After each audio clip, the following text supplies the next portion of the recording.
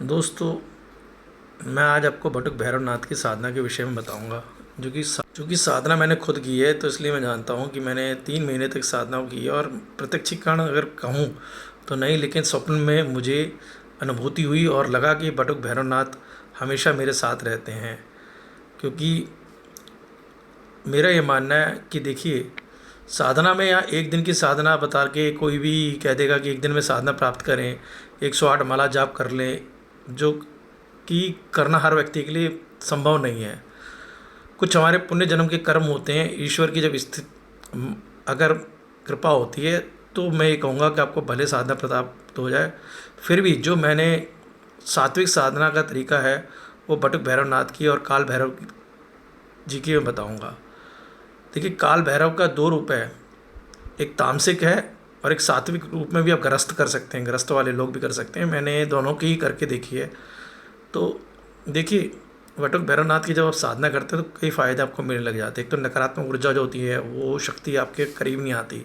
भूत प्रेत गण जितने भी हैं, क्योंकि इन्हें प्रेत राज सरकार की उपाधि दी गई है, प्रेत राज बाबा की भी। तो दूसरी तीसरी चीज़ ये है कि आपके जीवन में कितने बड़े कष्ट हों, कितने बड़े शत्रु हों, कुछ हो, जब आप मुसीबत से घिर गए हो, जब आपको लगता है कोई भी शक्ति आपका साथ नहीं दे रही है, आपके इष्ट देव में कई लोगों के लोग बटुक भैरवनाथ बाबा होते हैं, तो आप इष्ट देव को पहचानिए। मेरे इष्ट देव में जैसे कुंडली के हिसाब से कहा जाता है, पंचभाव के हिसाब से बटुक भैरवनाथ मुझे बाबा बताए थे। मैं शुरू से शिव भक्त था, फिर बाद में मुझे लगा कि शिव भक्ति करते करते भी मुझे जीवन मेरा कट गया। लेकिन ये कि मैंने कहा कि चलो एक बारी कुंडली का के अनुसार भी एक बारी बटुक भैरवनाथ जी की साधना कीजिए। कलयुग के भगवान है बटुक भैरवनाथ, काली माता जी। और डॉक्टर होने के नाते जब मैंने देखा कि महाकालेश्वर मंदिर से लेकर चमत्कारिक घटना, जहाँ पर आप मदरा लगाते हैं और मदरा लगाते ही करोड़ों लीटर अब तक मदरा बह जाती होगी, लोग जितना चढ़ाते हैं। तो वो मदरा वैसे विष का प्रतीक है। अब इंसान मदरा चढ़ाया है, लेकिन जो मन रूपी विष है, मैल को, वो अगर गायब ना कर पाए अपने मन से और मन को शुद्ध ना कर पाए तो कोई फ़ायदा नहीं है साधना करने का। साधना में आपको पूर्णतः देखा जाए तो मन को शुद्ध रखना साधना के समय में, और जहाँ तक हो सके वो ब्रह्मचर्य का पालन कर सके तो बहुत अच्छा है। कलयुग का समय है, अगर ना हो सके तो कम से कम सच्चे मन से साधना अवश्य करें। और मैं यही कहूँगा, देखो, साधना की मैं विधि बता रहा हूँ, इसे आप करके देखिए।